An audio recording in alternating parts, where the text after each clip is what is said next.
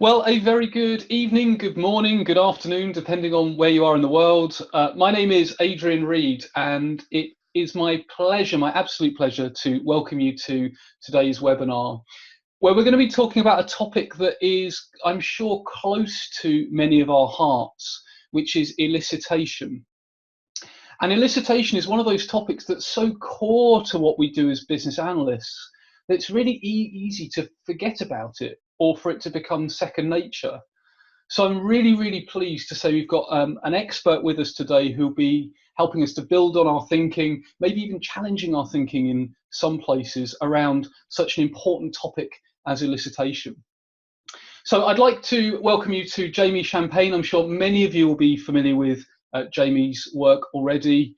I met Jamie, I can't remember how many years ago, like 5 or something, Jamie, at the Building Business Capability Conference. And I mean, what I would say about Jamie is one of the most passionate business analysts I think I have ever met.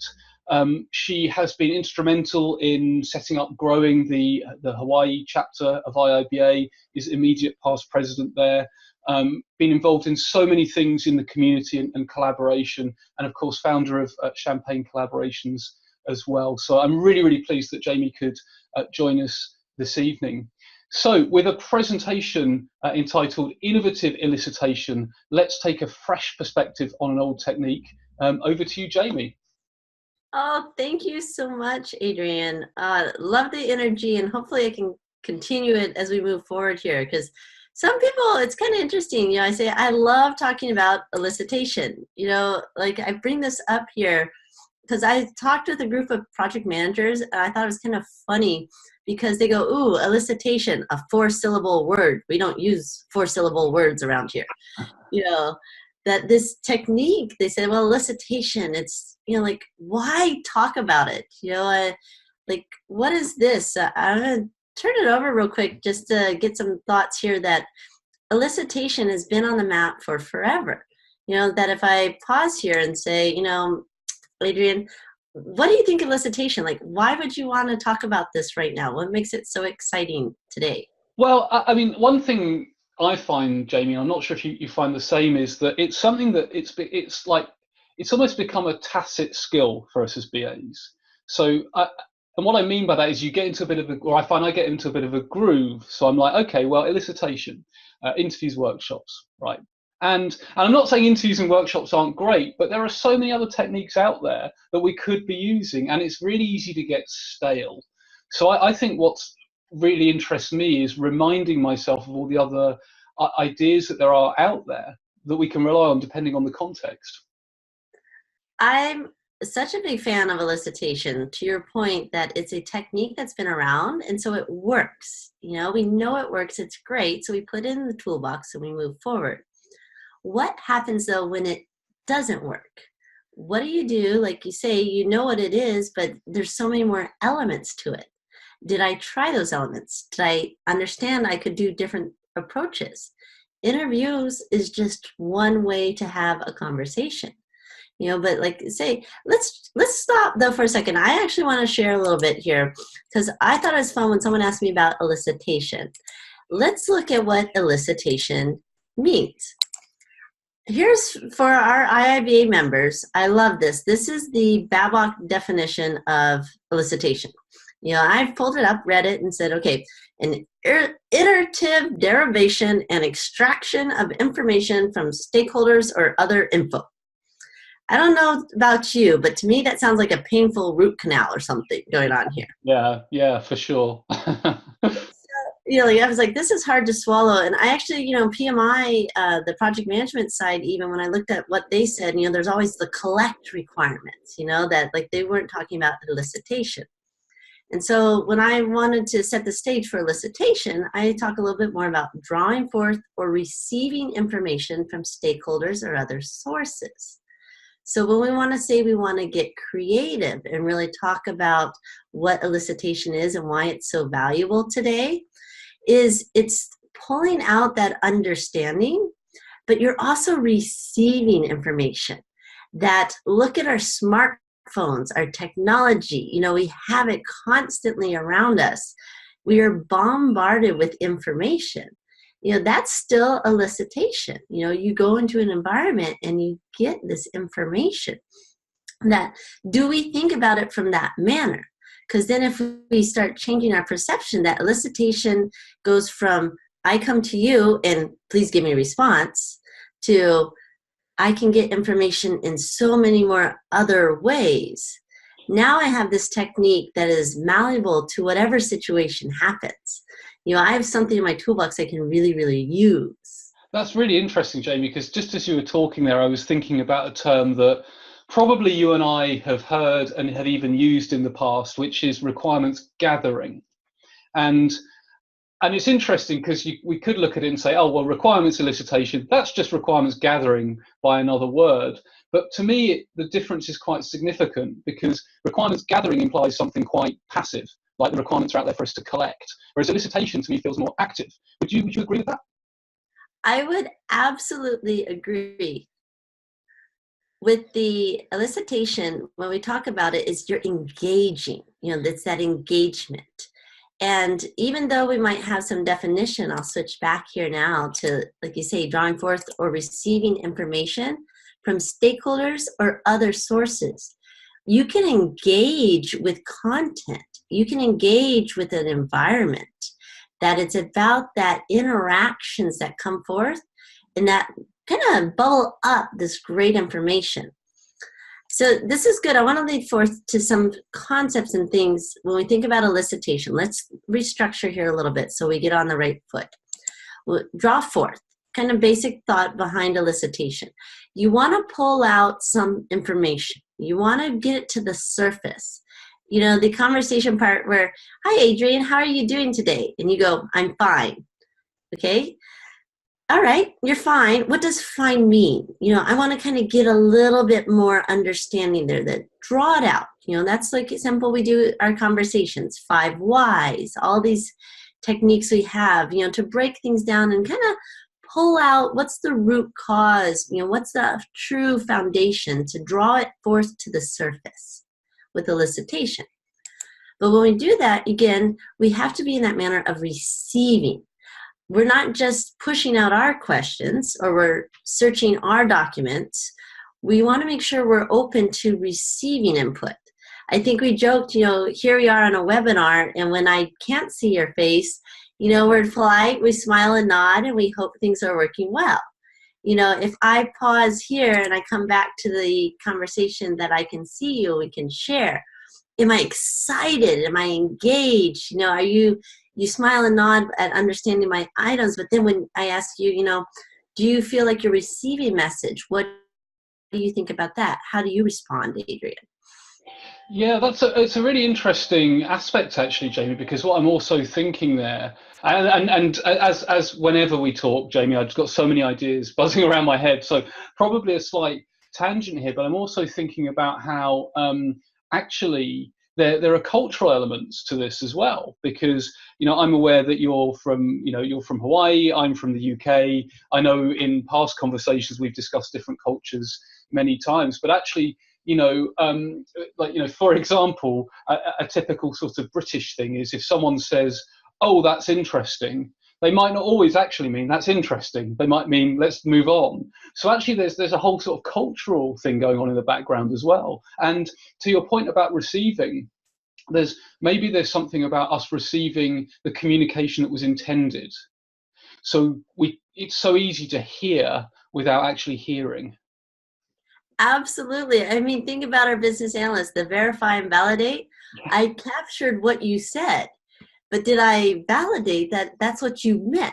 We get into customer expectations all the time. Have you any tips, Jamie, for doing that? I mean, would you recommend paraphrasing and playing it back to people in other words, or how would you do it sort of iteratively as you go along, or what's your normal approach? I'm a big fan whenever you're doing kind of any elicitation, you have the standard planning, you explain the purpose. Adrian, I'm going to ask you some questions for this goal of accomplishing XYZ. What I do, where I'm big on elicitation, whether it's observation, it's document analysis, it's interviews, workshops, is I try as quickly as possible to give you back a copy or share with you what I have just captured. Yeah. Because then sometimes, think about how you can have this conversation with me, and then at lunchtime, how many more things are you going to think about? Oh, I wish I had told Jamie that. Yeah. Oh, I just seen that cool billboard ad. It gave me a great idea. We should include that. So much more comes back, and you yourself are hit with all this stimulation. Your stakeholder requirements, they change the moment your stakeholder leaves your conversation. So if you say, here's what I have, and I'm going to run forward with this, even that simple verification, they go, okay, yeah, that's what I said. That's one way, to share right away, because you want to receive more feedback. The other part is, get into all the other techniques we could talk about, like acceptance criteria. Here's what you said, and so if I give you this, will this make you happy? Does this address the business need? Those good BA techniques, we could talk about for forever. But, here's a good point. This elicitation, I'm receiving information. It's normally not for me. It's not for Jamie to keep her job. I get information. Mm-hmm. It's normally to accomplish a goal. Where are we going with this information? What are we doing? So the more that I get information, I share it back out to everybody who needs to use this. A great way to get your stakeholder requirements, you listen to them all, hand them right over to the technical team. Don't do anything with them. See if they can go envision or design exactly what the stakeholders are picturing. Normally, that's why we have BAs. We have this great job capability, because we need to finesse and articulate them in a way that are usable to that particular audience. Mm. So, that's a great point. I'm going to chime in because I don't want to forget to make sure we highlight and emphasize, like, the key piece here is we're talking about understanding. Yeah. Who is using what you're getting? Do you understand where the people are coming from? Can others understand the work you have brought out of? That, to me, when we talk elicitation, the reason it's so powerful, it's relevant today, no matter how you do it, is because it's understanding. Yeah, and actually, again, as you're speaking there, Jamie, I'm thinking actually understanding has different angles to it, because as business analysts, we've got to be sure that we understand the intent. And we have to do all the good things that we do as BAs, like make sure it's not a solution, because people come to us with solutions and that normal thing. But then we need to actually communicate it in a way that is, potentially, if we want to, technically agnostic or whatever, but in a way that's not so abstract that it makes no sense. So actually, we've got to make sure we understand. But then we have to also, when we get into the requirements definition, make sure it's written in a way which is understandable. So it's like two sides. It's almost, I would almost say, like 3 slides, because you're understanding your stakeholder in that context at that time with their experience. You're trying to understand where it fits with what your job is tasked, where you're going with it. And then, to your point, absolutely, who's going to use your outputs? What are you doing with that? Is that understandable? So almost like 3 sides of it. Yeah. Talk about value of a business analyst now, right? Yeah. Well, and this is where I get my geeky business analyst hat on, because, like, well, you and I probably remember in BA-Bot version 2, the knowledge area was called elicitation. In BA-Bot version 3, it's called elicitation and collaboration, which again sounds like oh, well, we've just added a word there. But it's really important. It's about saying, well, look, it's not, you don't go out and elicit all the requirements and then they're done. It is iterative, and you're collaborating, and we might, draw a quick prototype or something and say, is this, to your point about acceptance criteria, is this what you meant, kind of thing. So that seems like an important distinction as well. Yeah, absolutely. And good point. The BABOK, there's that 4th task in there, to communicate business analysis information. And I think we're like, yeah, we do that, move on. Like you say, it's not one of these sexy tasks in the BABOK. Your point, I just did all this hard work. I took all your time. Here I am having this great conversation with you. To me, I think the least I can do is show you what you've helped me create, show you what it's going to be used for. I've shown you now that value, and let's go back to understanding. Now, have you understood what we're doing and why we're doing it even better, and why you're important to that process? Yeah, which again, reminds me of a point that actually stakeholder engagement and stakeholder planning and elicitation, they feel so closely coupled, so closely linked, because we need to identify stakeholders to do elicitation. Like, to do elicitation well, we need to know who the stakeholders are. But as soon as you start eliciting, you discover new stakeholders and more about your stakeholders. So the two are like two gears running each other, getting the project up to speed.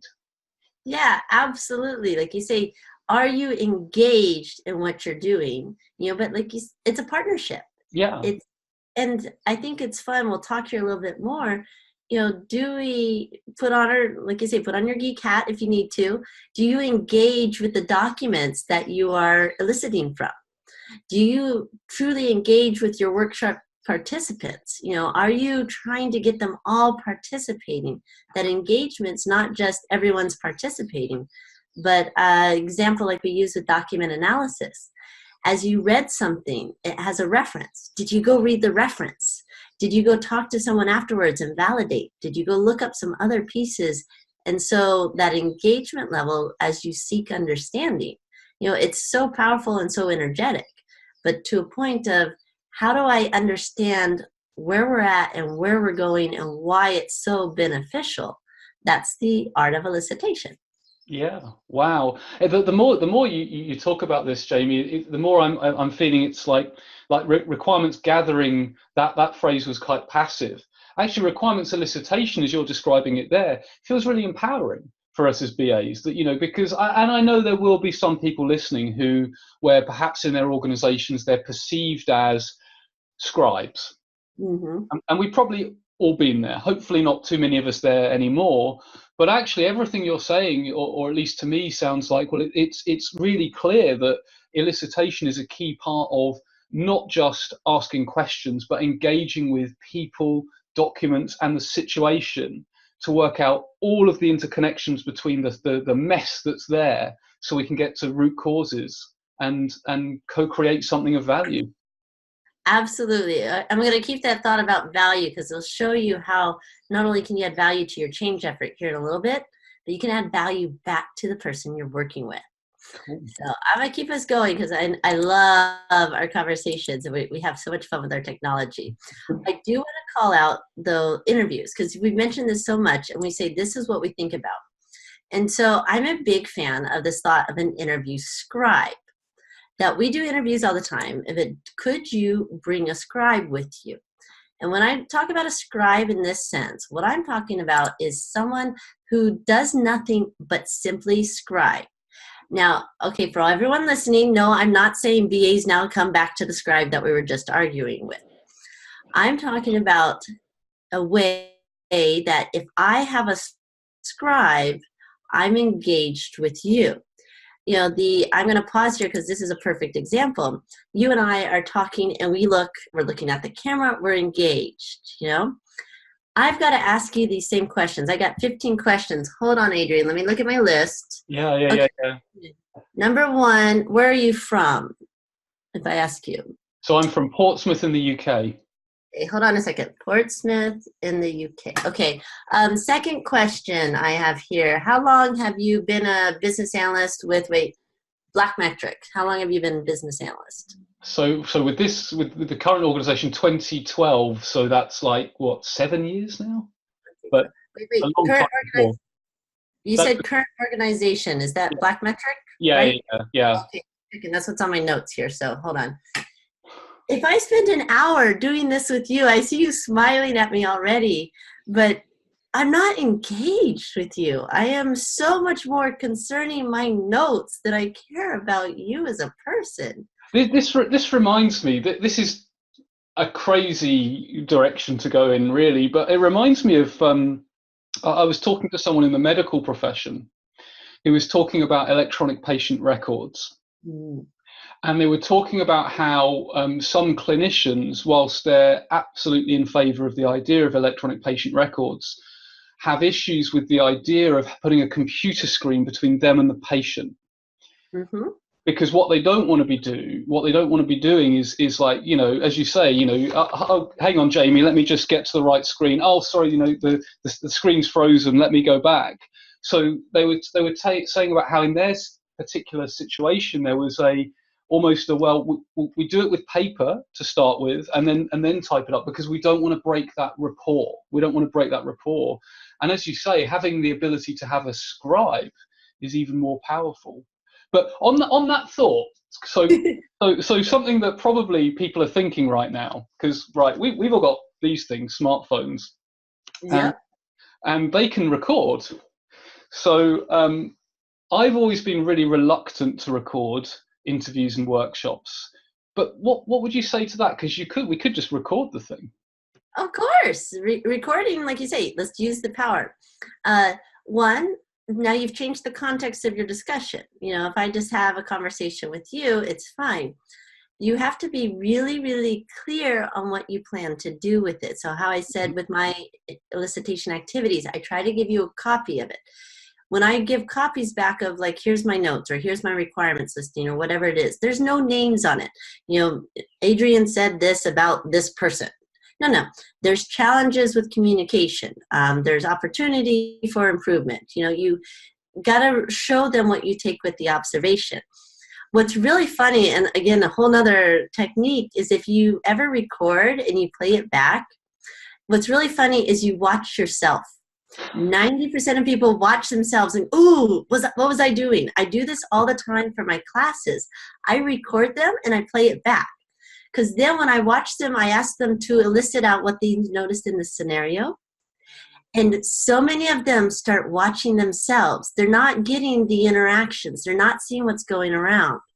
And as business analysts, that's definitely one thing you got to watch for. As much as you can record and capture everything else, do you start noticing, oh, I messed up there. Oh, I asked the wrong question there. Oh, I shouldn't have asked that. They got nervous, versus going, well, why did they get nervous? Is there understanding piece there? So the observation is a tool. Recording, using the technology, it's in your toolbox. Absolutely use it. Pictures speak 1,000 words. You can now stop it and play it back. I love the fact that you record these sessions. I actually go back and listen to some of them, because what was that good idea we talked about? What was that great thing Adrian said? I can go back to it.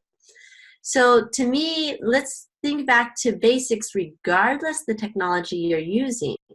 What is its purpose? I need a way to capture what is being said.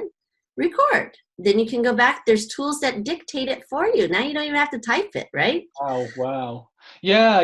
And that's really interesting. I hadn't thought of the dictation. That's a real time saver. Yeah. But what one and one element that I was thinking that I really like that you said at the beginning there was around but it changes the context of the session, and I think that's worth highlighting, because we've probably all been in situations where an interview or workshop isn't recorded and someone says something like, well, don't write this down, but just so you know, that person hates that person, type of thing.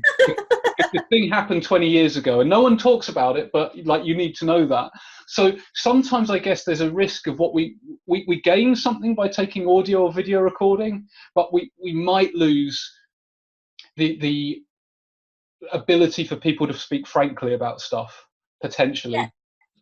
And good point. Like you say, let's be good business analysts. So think about it. If you're observing how people work in an office space, perhaps that's great for recording, because you need to see that context. You have to have that awareness of relationships and interactions.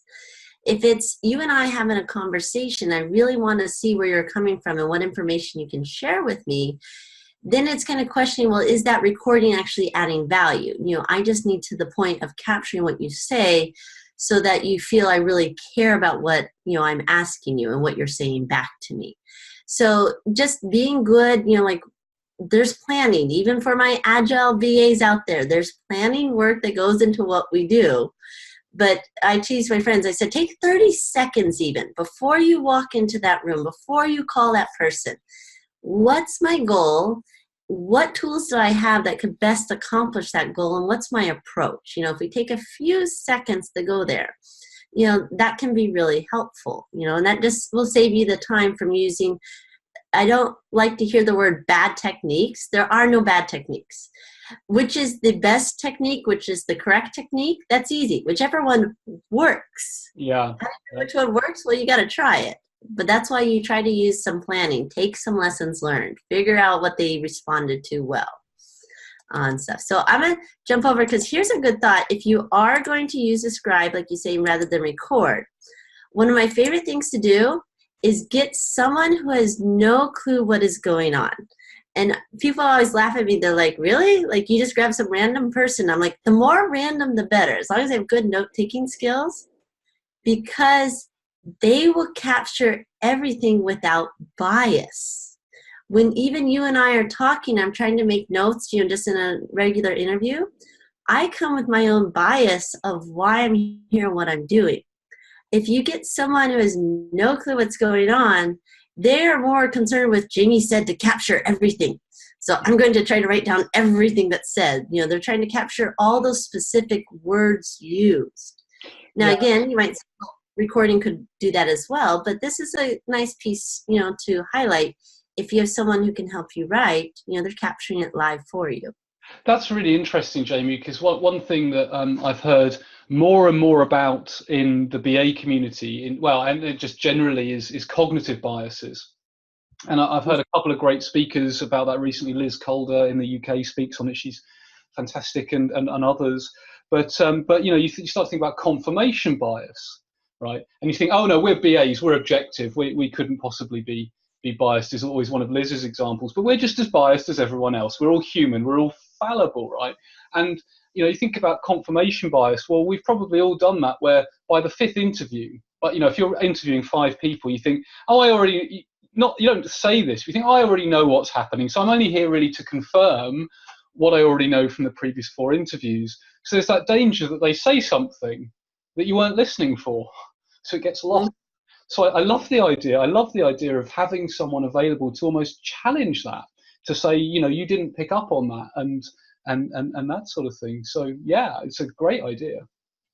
Absolutely, because that's the part where, again, back to elicitation, I say understanding. We listen to respond so often, and they talk about active listening. Are you listening to understand? A lot of what we do when we're sitting in an interview, we're trying to wait for the right answer. I always tease people, if you know the answer, why are you asking someone? It kind of defeats the purpose. To your point about we're just validating it. If I want to know, I should worry about my question, ask you the good question, and then just focus on what you're saying. I might have to, tailor my script a little bit based on what you say, but then that shows I've heard you, I'm engaged, versus am I listening? How often someone goes, oh, I had this wonderful vacation, I went to Italy, and all you're thinking about is, oh yeah, when I went to Italy, I did this, and you're like, you can't wait to jump in and share your piece, even if you're being real polite and waiting, but you're just thinking about how I went to Italy, and I want to tell you, versus going, really? What did you try there in Italy? Like, what foods did you see? Or sample, and what really struck out to you? What landmarks? Did you go anywhere interesting? To really say, I'm interested in what you're talking about, versus rethinking and listening, understanding to respond. 2 totally different perspectives. Now, I will tell you, if you bring in someone who has no clue what's going on and they're helping you scribe, you unpack with them at the end. You can sit there and add in things like, did you see Jamie's hand motion? She got all excited. But what I do to help tell people to justify, because they're like, I can't hire a third person. It's bad enough I'm taking time. Why do I take someone else's time? Have you considered how valuable you've just given training? If I bring you, Adrian, with me to go, we're going to go see how the doctors do their medical records. That's a great example. I got to do that myself. Let's go see that. I tell you, write all the notes. You've just been exposed for, say, an hour of time to how these people operate in the clinic. You've watched them try to move the computer on wheels around all the medical equipment and everything else, that you've got that learning that I couldn't give you otherwise. Yeah. Go ahead. Yeah, and I was just thinking as you were saying there, another thing about elicitation techniques, because we could look in BA Book or any of the other business analysis books, and there are that's the great thing about our community. There are so many good business analysis books out there that we could rely on. But we could get a long list of elicitation techniques, and it's really tempting to think, oh, they're all separate. So like, I can do an interview or a workshop or observation. And it's like, well, you know what? We've probably all done sessions where we've intended to do an interview. It's turned into observation, right? Because you turn up and you're at their desk and you see, oh, that's really interesting. There's an urgent phone call. Why is that? And what are you doing? Oh, that's interesting. I can see you're accessing these paper files. So you kind of get this, although for very good reason they're stated separately in the sort of textbooks, we can blend them together. It's all about context. The more I think about this, the more we're talking, it's all about the context, I think, Jamie, isn't it? It's amazing, yeah. And think about that. If I say training, now not only have you learned the business, think about a junior business analyst, someone new to the field of business analysis, so not even to your company. They have just got to see you in action. At the end, when you go through, have them read the notes, or you're going through the notes together, however works for you guys, have them ask you questions. Well, why did you ask that question? I didn't understand that. You said your goal was to accomplish X. Why did you ask Y? They always tease from the mouth of babes, right? We learn so much, the why questions. If you bring someone junior, like a junior business analyst, even a project manager, I love them because then they see you. What are you doing differently than what I'm doing for this project, for this change effort? You've given them training on your own techniques and approaches. And not saying that you were perfect. Yeah. They call out things that have now trained you. Yeah. Oh, I didn't think about that. Or, oh, I've gotten captured. Because one of the things I'd like to add here for like when we talk about this interview scribe, not only the training on this part, here's what we say is more fun. Get them to interview you at the end of your session. Have them come up with questions ready to ask, like, again, why did you ask that question? Or did you prepare some things for this information? Like you seemed a little sidetracked when they talked about that topic. Have them interview you at the end. If you're bringing this person, let's make it valuable for their time. Now, on top of everything else, they got to practice their own elicitation skills with you. Yeah. You get to be in the seat, and we can add that back. That what do? We get the notes and we go back to work, right? Let's have some fun with it. Let's have them say, okay, Jamie, now you're on the hot seat. Yeah. Here we go. This is great. I love this idea, Jamie, because classroom training is important, of course, right? Or e-learning, or however people learn, and exercises in a classroom environment are great because it's a safe environment. But then sometimes if someone's new, to put them straight into an interview with a senior stakeholder, that's quite a big ask. So this is like a middle ground where we say, well, actually, you're not gonna go out on your own just yet. So work with someone who's a bit more experienced, but then you get to interview them at the end. I can see that really working. That's a great idea. I'd never really thought of it that way, but it's a really great idea. Yeah, absolutely. Like pull the value out. And then what it does is it reinforces you. Like, whenever you're teaching, that you have to know your content, and you learn as much from the students as the students are learning from you. So that same spot now, if you have to be the interviewee, is that one more chance to reinforce how you approach interviews for successful pieces. Because if they're asking you questions like, wait, that's not my intent. No, that's not what I was talking about. Like, you're going off on the wrong piece. If that's how you feel, did you ever think about your stakeholders, those people you do interviews with? Have you made them feel that way? So again, I can keep reading books and online stuff, and I can practice on my own. But that's a great way to do some sort of assessment. How do I really, truly improve my skills and go that right direction? That's a really interesting, a number of interesting angles there. But one thing that was jumping out as you were speaking there was, there's something about making whatever elicitation, but say an interview, making it feel positive for the person, right? Because they might be talking about really difficult subjects. And I don't know if you've ever had this, but I find sometimes people disclose all sorts of stuff that's gone wrong, and at the end they almost say thank you. It's like, particularly if they're people on the front line, they're like, this is the first time. They don't say this, but it's like almost like they're saying, this is the first time anyone's ever taken the time to come and listen to us. So in some ways, I think empathy is so important that actually, yeah, of course, we're there to receive and to understand, but I guess we have to empathize as well. That we might be interviewing folks who are in a difficult situation or who are struggling through. So that empathy feels really important too. Absolutely. And like this is why we even have verification and validation pieces, because letting the stakeholder know that you are there to understand their perspective within their context, that there's no bias, there's no judgment, that I'm the VA. It's actually on my job to interview enough people to get the big picture together. So that it's okay, Adrian, that you share your experience. I love my Apple products, but I've had a really fun experience at the Apple store with someone who has the word genius plastered over his shirt, not feeling like he was even remotely representing that, But people tell me how awesome the store is because they can go and play and touch.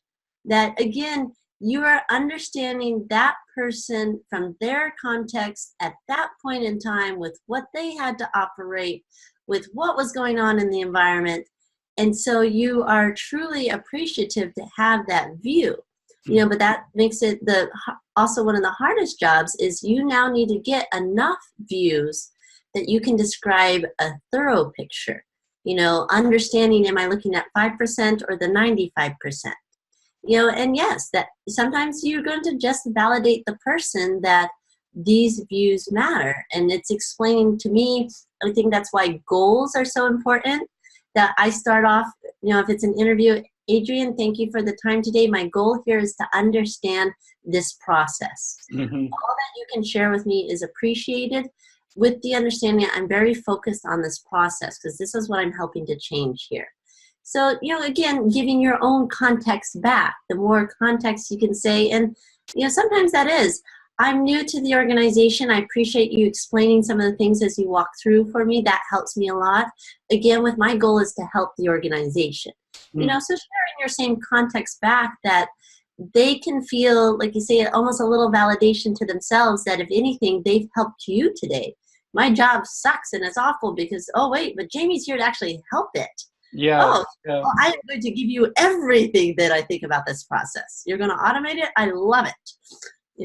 That you get to have that comfort level to helping each other.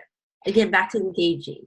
Yeah, and absolutely engaging. And one thing I find is sometimes by actually having the courage to say, look, I don't know anything. Or all I know about this process is what I've read on the intranet, and that's years out of date. So I really need, I really need your expertise here.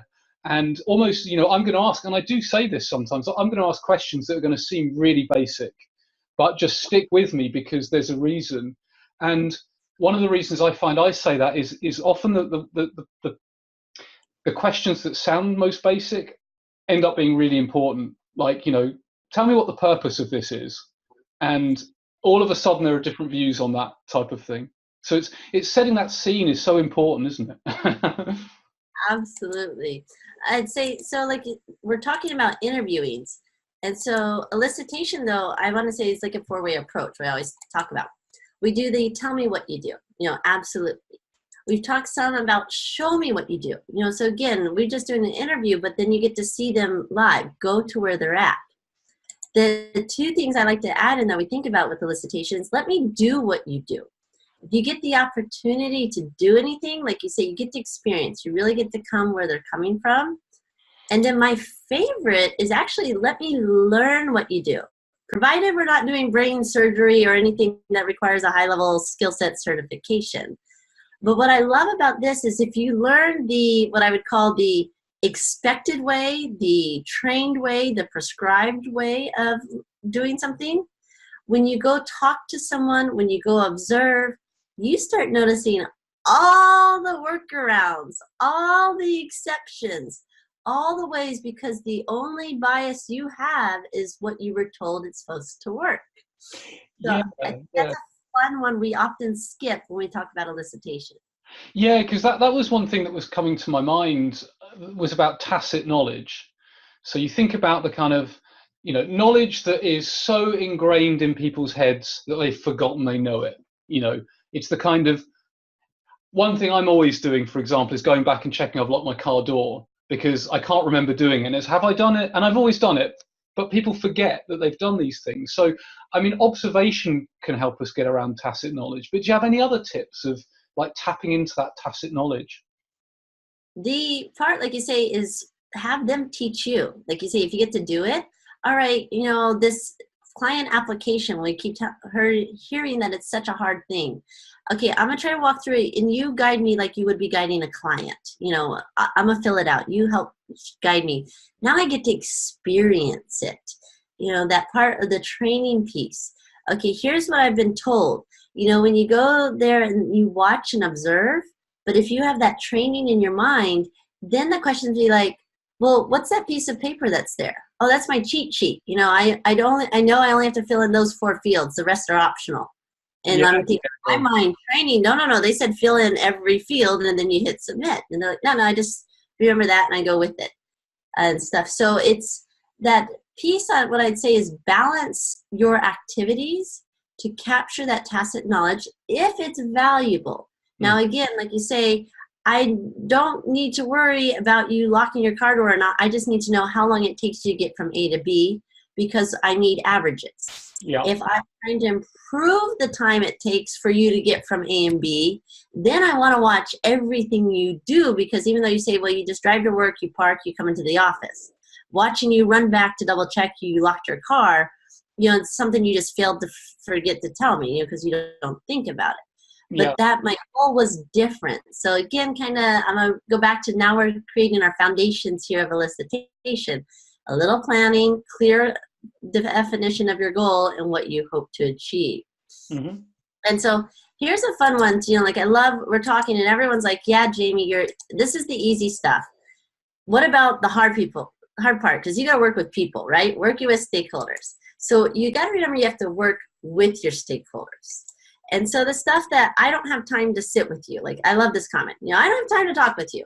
Mm-hmm. All right, fine, I'm going to come sit with you. That's the easiest way to turn it around. Whatever response you get, turn it right around. Okay, great. Can I come sit with you? This one, I'm already too busy. I don't have time for this. That's the easy one, right? I don't have any time to talk with you. Get your requirements somewhere else. Okay, well, can I help you with what you're busy with? Have you offered to help them with their job? Because again, can I do what you do? If they say, well, I'm so busy doing this because I got to get this report out, well, can I see that report? If I'm trying to understand your context, your job, can I help you? Do you just need some data copied from A to B I could help with? Again, don't offer to help with the brain surgery. Let's stay away from those topics. But, think about, can I jump in? Because now that's more learning. There's your tacit knowledge. So much else I have to do, jump right in. And, like I say, my biggest thing on talking about working with your stakeholders, if you can go to them, even virtually, get on a call and go where they're at. One time someone said, Jamie, the questions you told me you're going to ask come up in our meeting. Can you just call into the meeting and listen to the meeting? So instead of having an interview with me, she invited me to her meeting. I actually got a ton of my content and questions answered. All I had to do was send an email afterwards. Yeah. But again, what's their context? What are they working with? And so that these are some ones, just turn them around, have some fun. Like you say, can I do it? Can you show me it? Can I learn it?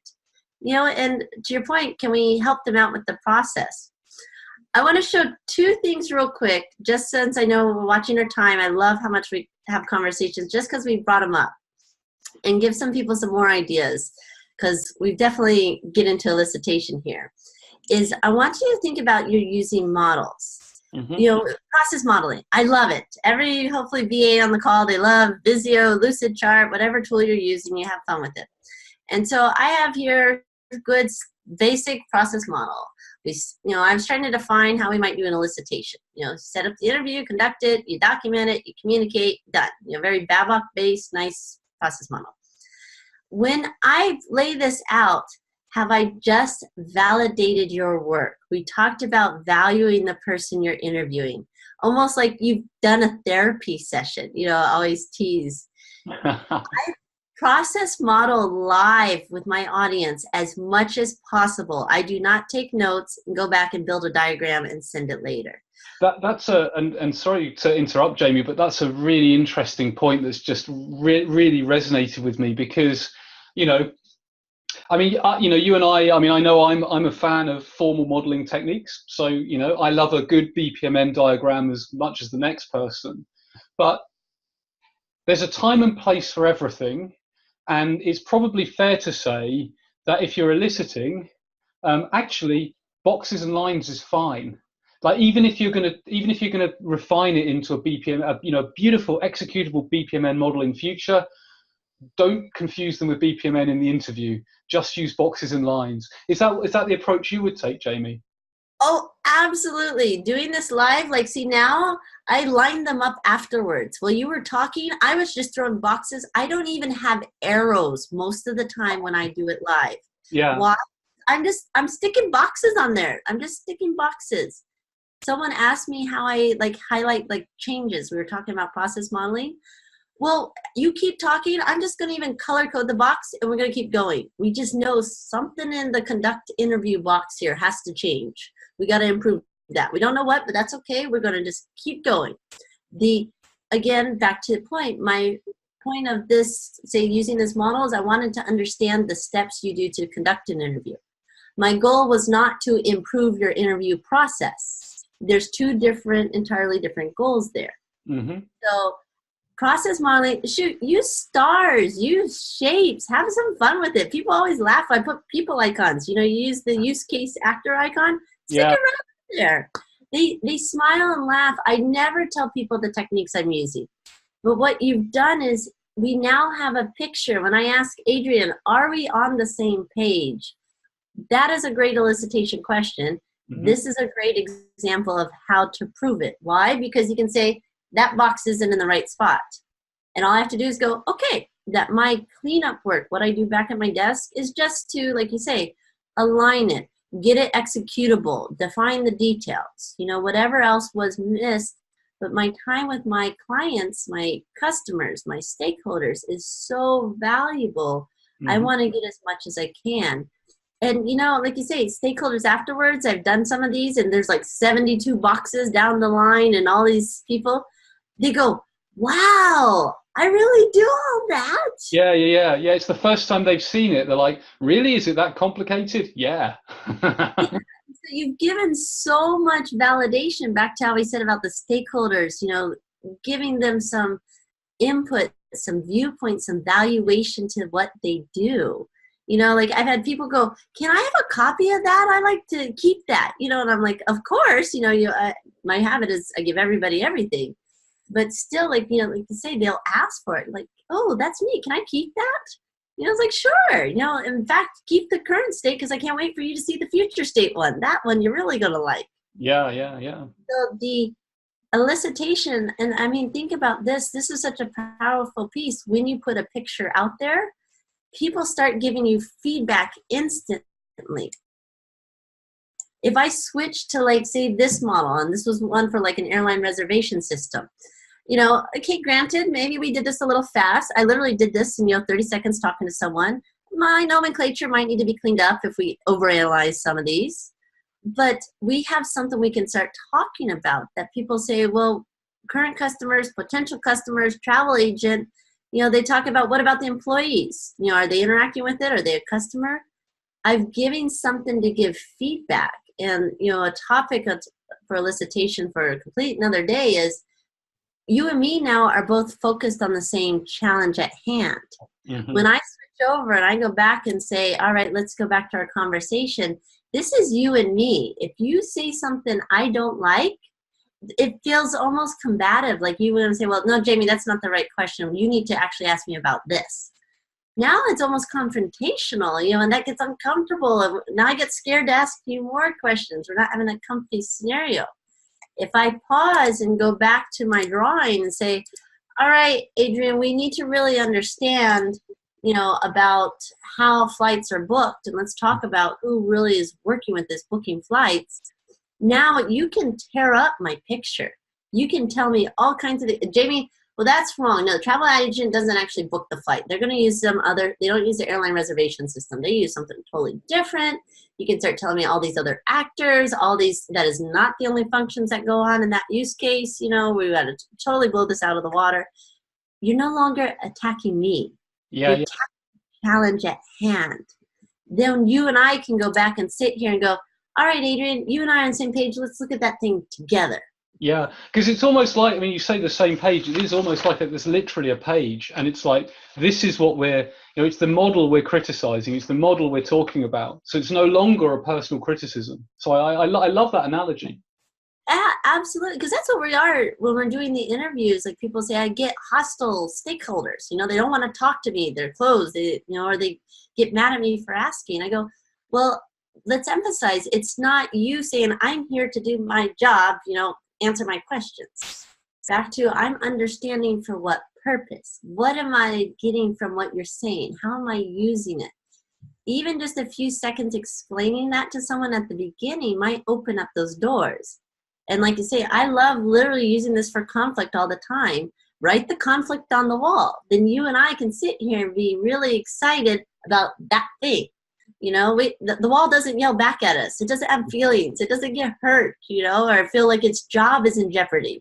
The wall's going to still be there. Well, don't tell the wall we might be breaking it down later, but, in general, it's not going to have those feelings that we might get when we're personal. And again, the feelings just mean that someone cares. I love that part when we have conversations that they're like, Jamie, they flat out told me I was wrong, in front of a whole group of people, and it was trying to be mindful that they told me my results were wrong. Mm-hmm. The product was wrong.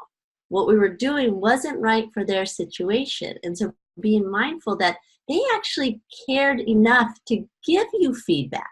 Mm-hmm. That's first part, right? We talked cultural. How many times do we smile and nod? Yeah.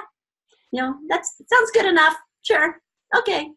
Right. And that's a really interesting angle, isn't it? Because sometimes you get almost tacit agreement where because no one stands up, it's like it's okay enough that everyone's like, yeah, but then if we've only got, but then we end up with like a meh solution because nobody's been brave enough, that no one's felt enthusiastic enough to stand up and say, actually, that's not right.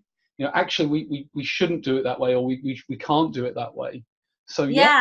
Oh, absolutely. Like you say, when I can go over to my picture here, and instead of me going, wow, Adrian, look at that. Awesome. It's got purple colors. It's nice and lined up. I go, okay, Adrian, I'm missing some things in here, I feel, or I'm not sure I captured this the right way. I've opened up that box, that empathy, design thinking, if anyone's seen that, that tell me what's wrong with it so I can make it right. That mental mindset of that, it's a great way to get better understanding, get the feedback that, Adrian, I'm giving you permission to look at this and make it good. Yeah. I'm not tell me what's bad with it. I want you to help me make it better. This is what I started with. I think that's one thing our BAs need to watch so often is we get very ownership of our products and like, look, I made a BRD, and I'm so proud of it versus going, it's what I did with what I knew, with what I had access to at that point, with my context, with my understanding, remembering that whole big picture, I produced this model. Mm-hmm. So that worked at that time, but I know it may not work tomorrow. I'm smart enough to understand other people may have more knowledge and help me make it better. Doesn't mean I'm bad or I'm inefficient or ineffective. I just know people can help me make it better. And it's kind of interesting, isn't it? Because bouncing off that idea, it's we're a conduit. Like we don't we talk about our requirements document, but it's not really our requirements document. Like they're not our requirements, or very rarely, it'll be a special case. But we are helping to elicit and facilitate the discovery process and the analysis process. That means that we can come to a set of requirements. Or it might be a set of, user stories with acceptance criteria and models and whatever that accurately will create something that will enable value. So actually, when and I'm just thinking on my feet here, but if we frame it that way, then it doesn't really matter if someone criticizes the document because the document's just what we've channeled at that, as you say, at that point in time. Yep, absolutely. Like to get you there. And that's where, when I say like, getting creative and having some fun, like some of these were pictures here, but that bottom left, my hand holding those toys. Yeah. Someone used that. They were doing an agile survey or agile course. I love it. Ryland, he was trying to get people to understand Scrum Master, like builder, like who was your product owner, who was your Scrum Master. And we used toys. It was tangible objects, because then you could get mad at the truck that was sitting there. You had a toy there. We like our Post-its. Post-its you can rip off the wall, I have the red Solo cup there. I bring red Solo cups to my meetings. People always laugh because there's a connotation apparently with drinking and after hours activities with those. But I show up with them at work. Why? Because I've shifted your focus to an object.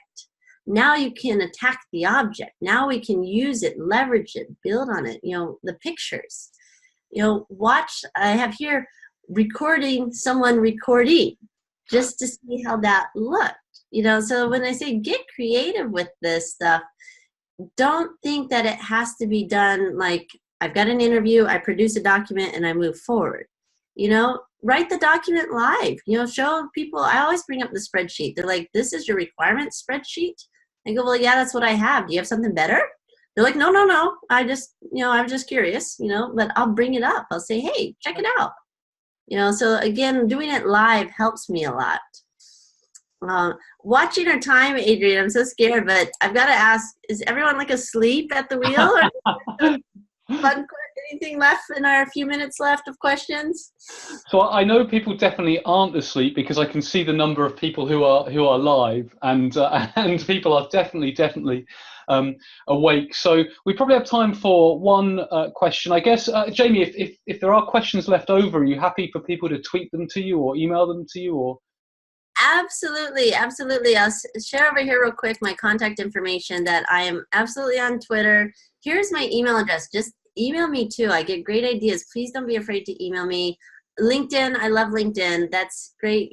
Find me on LinkedIn, follow me, message me. Those are great, because often they turn into more topics like you say on here. And I love, to your point about BA community, that we have so many people out there that others often have the same challenges, and they have millions of ideas. I mean, we've crammed way too much in like a short amount of time, but like there's so much more we could do. It just, all we were talking was elicitation. Yeah. Like 1,000 techniques out there we could use, ones that we didn't even know existed. Yeah. So please send questions, and I'll happily share out both the question and the answer with our communities. Please do. Fantastic. So I think if you do have questions, do reach out to Jamie, because I think time has it has worked against us, as it always does in these situations. And I mean, I always enjoy our conversations, Jamie, and I've really enjoyed our conversations today. It's given me some new perspectives on elicitation. So thank you very much for that.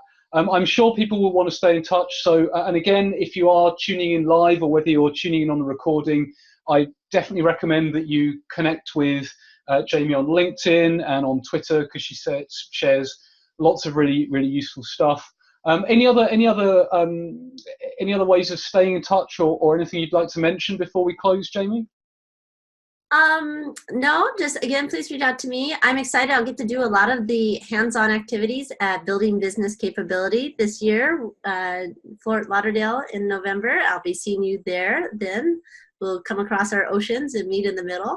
Yeah. So if anyone's going to Building Business Capability, I'll be doing a tutorial there. So please join in. We'll get to do a lot of this hands-on practice, actually. So definitely. Awesome. So check out Jamie's website, check out the BBC conference. Again, excellent way of meeting other practitioners. So the only final thing to say, and if you can move on to the final slide, Jamie, that would be perfect, but is really just a massive thank you to, well, of course, to you, Jamie, for being part of this. I know it was like really early your time when we tuned in. It was like 7 o'clock a.m. and you were just grabbing coffee. Thank you for taking time out of your busy schedule to be here. I'm really confident that people will have gained a lot from that session. Thank you also to everyone who has tuned in live or who has watched the recording. As a reminder, the idea behind this webinar series really was to explore new ideas in business analysis, or to look at existing ideas in a slightly different way. So I've really enjoyed Jamie's take on elicitation here. There is another webinar coming up. The next one that we have scheduled is in June. I'm hoping there'll be one in May, but we're not quite ready to announce it yet. But in June, we've got a session on resilience and mindfulness. And if you are anything like most BAs, you've probably had difficult stakeholders, you've had to keep resilient. So that's one to check in your diaries. If you are attending live, when you close the webinar down, you'll automatically see a link to sign up to it. So thanks once again to Jamie for making time for the webinar. Thank you to everyone for tuning in. Hope to catch up with you all soon. But bye for now.